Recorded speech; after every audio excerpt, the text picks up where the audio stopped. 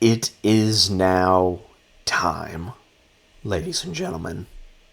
I have alluded to this episode for quite a while in my rewatch.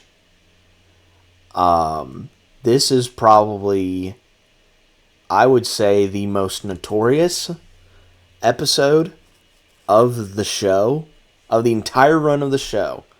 This is probably the most notorious episode, and I would dare say people's least favorite episode.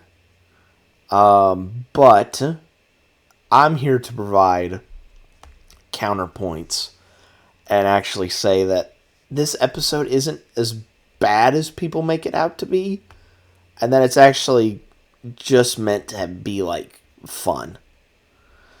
Hey guys, what's going on? It's Daniel Strunk from QuickTime Reactions, and you have found me on my way to The Mandalorian and Grogu, in which I'm going to be reviewing all 3 seasons of The Mandalorian as well as Book of Boba Fett. And today we are here to talk about Season 3, Episode 6 of The Mandalorian, aka Chapter 22, Guns for Hire.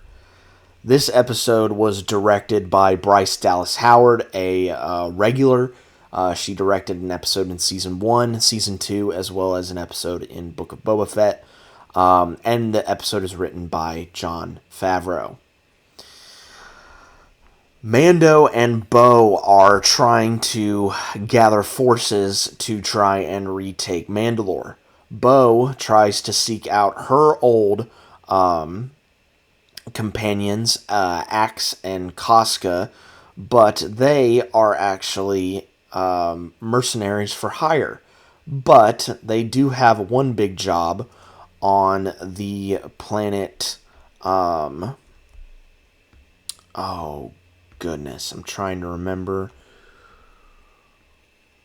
what the name of the planet is.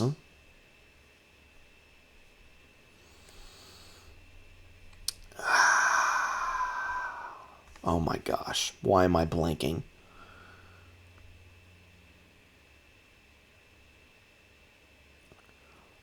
Plaisir, there we go. I had to do some digging, but I found it. Yes, Bo's old friends, Axe and Casca, have a big job on the planet Plaisir. So that is where Bo and Mando end up going to try and get them recruited on the mission to retake Mandalore. Will they be able to do so? We'll have to wait and see.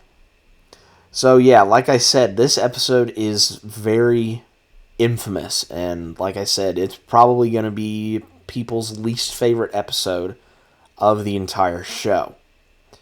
However, I'm here to say that the episode is actually a lot of fun.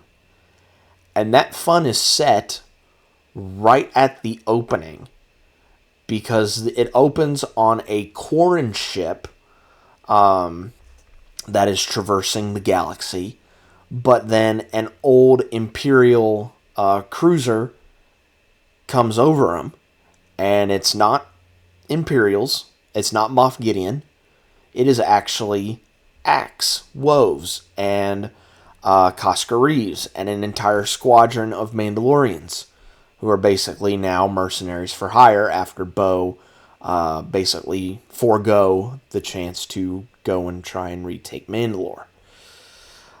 They are actually after this Quarren ship because the captain of this ship actually has a bit of a romance going on with a Mon Calamari prince, who, by the way, that Mon Calamari prince is voiced by Harry Holland, the brother to Tom Holland. So that is the first cameo that's in this episode, but like much of the other ones, it's been subtle. Like, you don't notice it. And of course the dialogue here is like, I don't want to leave you, I love you so much. Like, we should have picked up on the fact that this was going to be a little bit goofy, just how this episode starts out. But after the title, Bo and Mando make their way to Plaisir, which they're going to go try and go straight to where Axe and Casca are, but they are ended up being rerouted to a landing pad, and, they are basically escorted onto what is ostensibly a monorail system, in which, by the way, Plaisir looks like literally Future World from Epcot or Tomorrowland, like, mixed together. That is pretty much what this place looks like. And they scan their chain codes, and they have been requested to go see the High Priestess that is here. And Bo's like, well, we have, a bit more pressing matters to attend to, but, they insist, and then off they go. And so they go to meet the High Priestess and also the ruler of this little planet and her husband. And the first big surprise comes in when the husband speaks, the Captain Bombardier, who is played none other than Mr. Jack Black. That is big cameo number 1 and cameo 2 in this episode. The High Priestess is played by Lizzo. Yes, you heard me correctly. Lizzo. That's big cameo number 2 and cameo number 3 in this episode. And basically, they want Bo and Mando to do a simple job for them. If they want to go and see Axe, Casca, and the rest of them, they have to do a little bit of a job. Because on Plaisir, it's actually a democracy. They're able to vote and, do things of their own free will because, again, they are an independent planet. They're not part of the New Republic registry. In fact, Mr. Bombardier is actually part of the New Republic amnesty program because you can see a pin on his jacket, and they talk about his time during the Empire. But because of his time in the Empire, they can't have a standing army, hence why they have Axe and Casca and all the rest of the Mandalorians there. But they also have droids. And they have battle droids. Yes, you heard me, battle droids from the Clone Wars, aka the prequel movies. And so the droids have started to become a little bit effective, started being hostile towards the citizens of Plaisir. And so what they want to have done is Mando and Bo try and find out where this problem could be.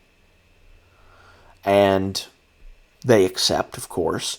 So they go to where the security room is, where the head of that security room is none other than Mr. Christopher Lloyd. Let me pull up his character name really quick.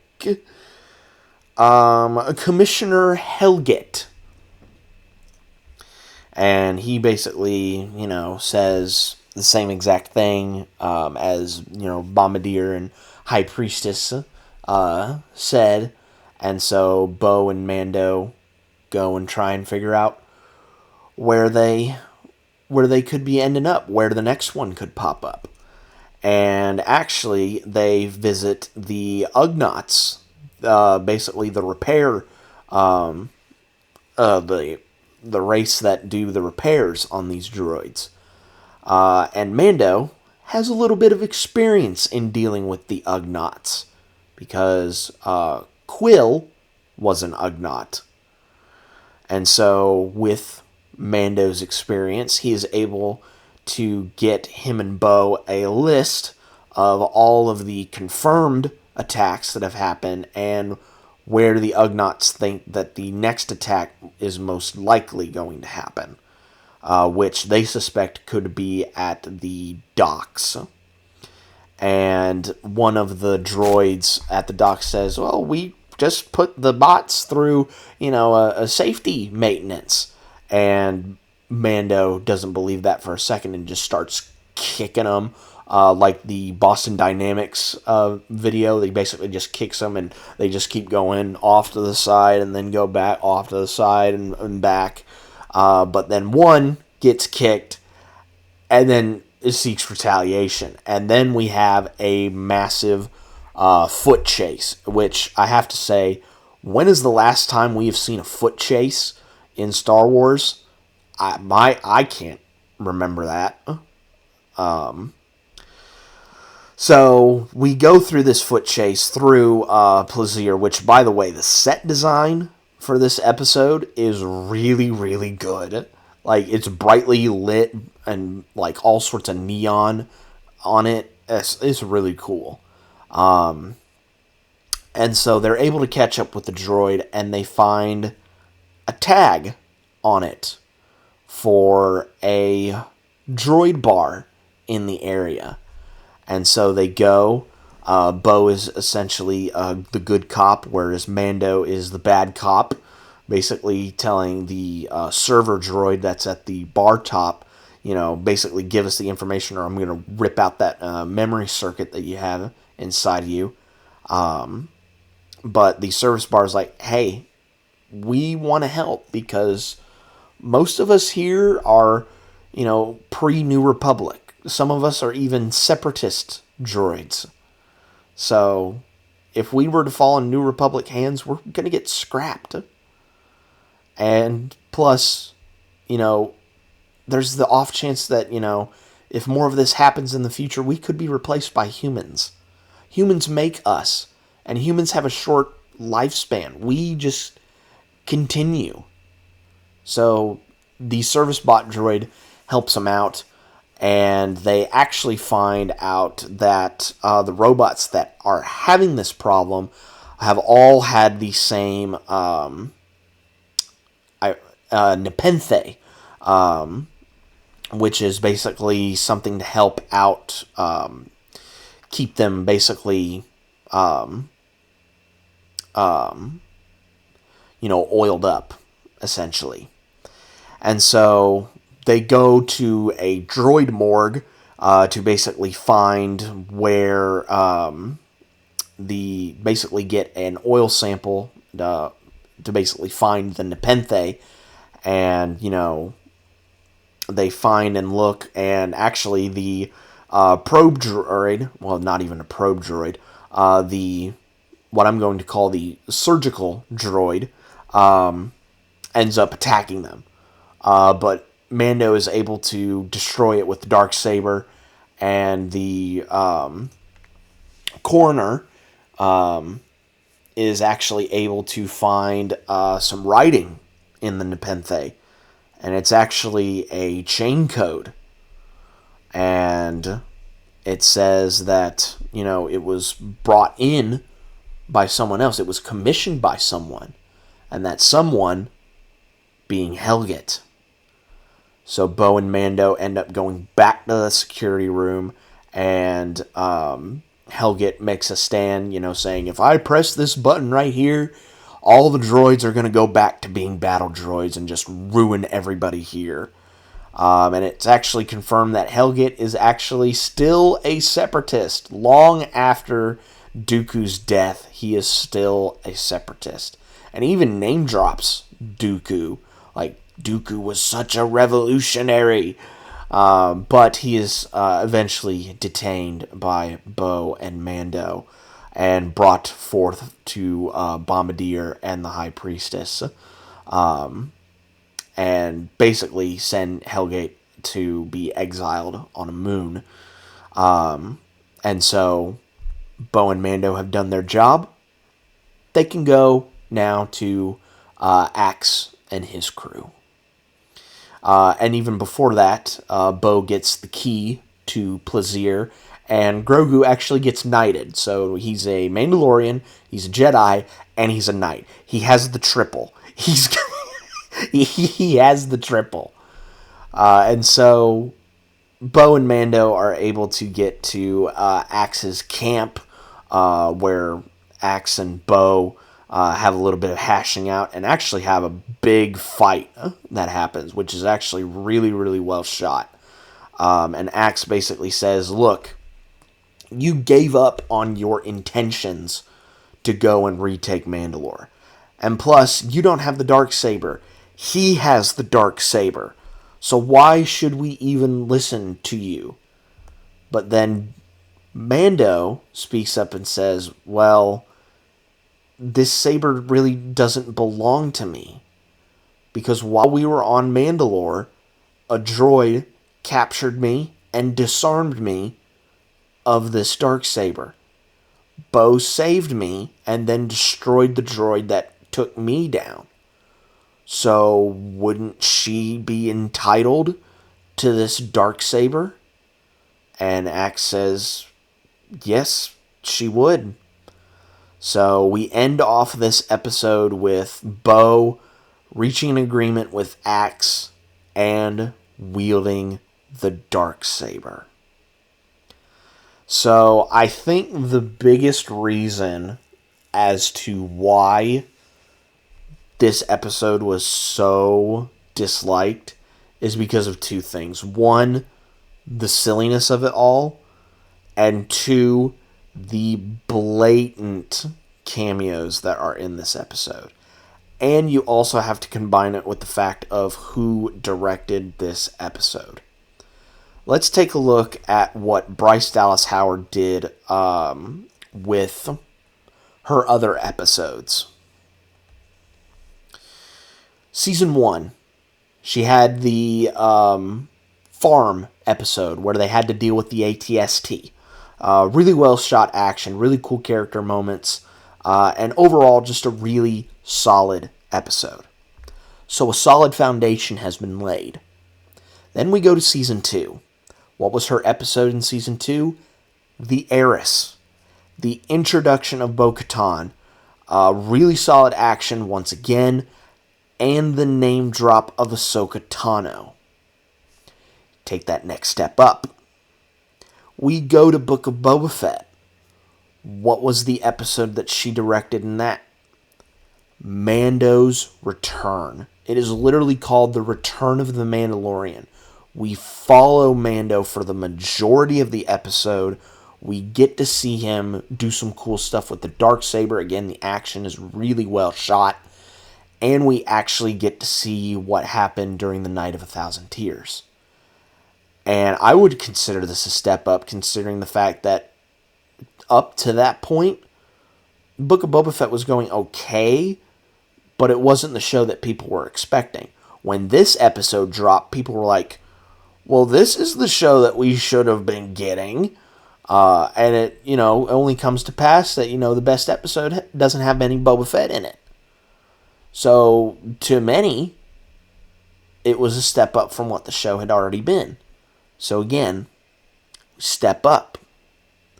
So you're up here now. People expect big things from your episode.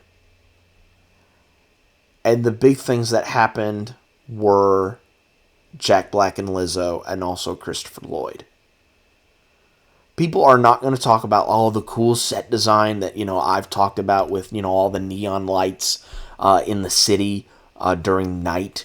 No one's going to talk about the really cool fight that Bo and Axe had towards the tail end of the episode. No. The thing that people are going to talk about from this episode are Jack Black, Lizzo, and Christopher Lloyd. That is all you remember from this episode. But, and, people will probably disagree with me when I say this, but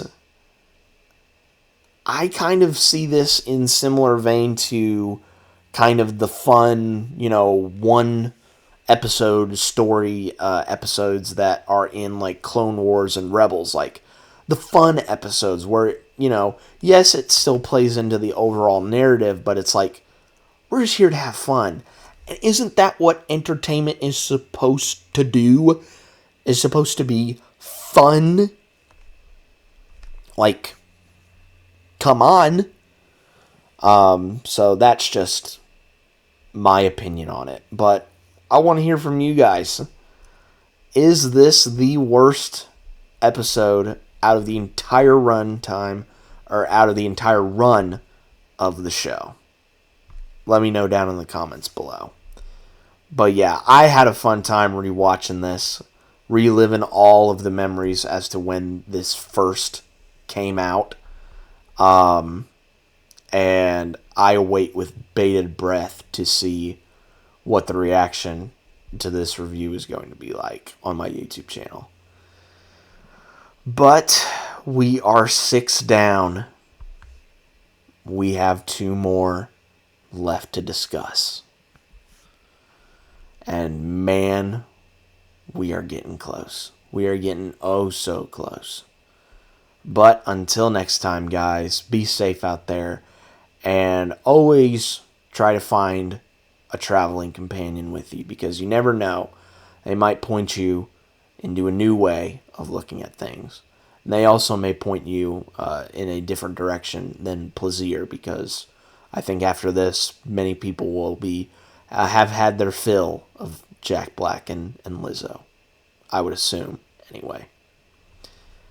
I will catch you guys next time.